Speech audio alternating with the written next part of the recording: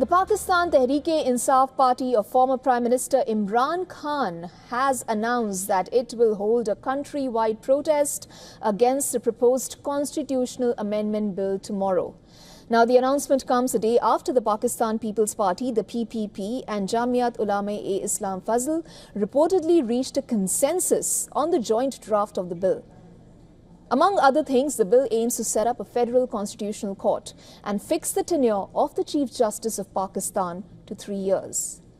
PTI's political committee in a meeting resolved to take every possible step to resist the bill in both houses of the parliament.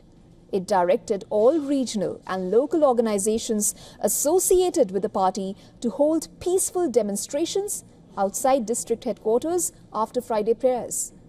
It is being reported that the government wants to pass the amendment this week. The Chief Justice of Pakistan, Qazi Faiz Isa, is set to retire on October 25th. Justice Saeed Mansoor Ali Shah is the next in line to become the top judge. According to reports, a section within the government has expressed apprehension that the results of the 2024 general elections may be tossed out after the retirement of CJP Isa. Now, last month, the coalition government failed to even table the amendments in Parliament after it fell short of the required two-third majority, which is 224 out of the 336 votes.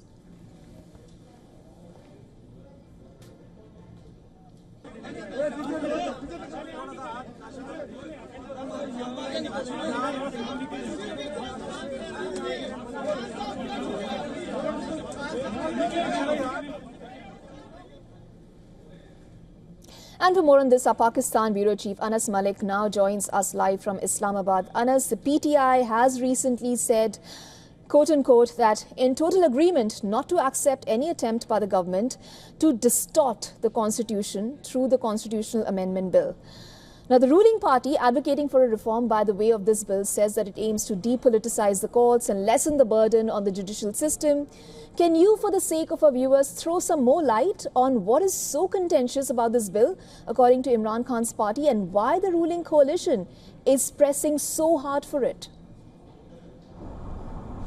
Well, just to break it down in a very simplistic manner, the ruling coalition believes that there's a lot of burden on the superior courts with regards to settlement of constitutional matters. The reason they're not able to deliver justice when it comes to everyday or ordinary matters, notwithstanding the fact that there are about 50,000 plus cases in the superior courts, and out of which only some percentage, less than 10% of which are those which refer to the constitutional matters. That is something that the government coalition is quite insistent on, that they want to bring in these reforms so that they can have a separate constitutional court, and that the administrative and everyday functioning should be done by another court. That is what is being contended upon. The PTI on its part says, and not just the PTI, but in fact the entire opposition, they believe that this is a move that is essentially aimed at curtailing the powers of the superior judiciary, which is not singing to the tunes of the government or aligning with the vision of the government. Now, this is the second attempt that the government aims at taking with regards to the tabling of the constitutional amendment. Earlier this month they failed.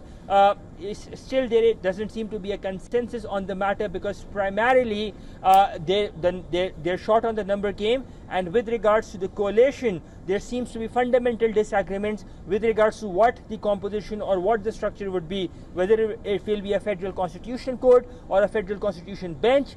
That's a lot of discussion that's ongoing. The PTI on its part has said that it will be protesting here, where I'm standing outside at the National Assembly of Pakistan. I'm standing inside, right in front of the road. They said that they'll be protesting tomorrow. The government says that they will not allow anyone to disrupt peace and the tranquility of the city itself, and therefore they will do all what it takes. So we might be expecting a crackdown on PTI leaders, might not happen, but all remains to be seen as to how the government proceeds from here, whether or not they are able to table this amendment or not. That's a question, the answer to which we can know only tomorrow, as and when the session gets underway.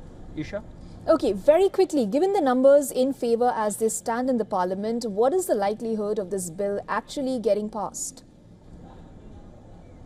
They need the support of the JUIF and the JOIF currently does not seem to be on the same page as the government. There are some riders that are involved, and in case if the JOIF does not align with the government, then this amendment will not see the light of the day. Isha? Thank you so much, Anas, for joining us with the latest. For all the latest news, download the WION app and subscribe to our YouTube channel.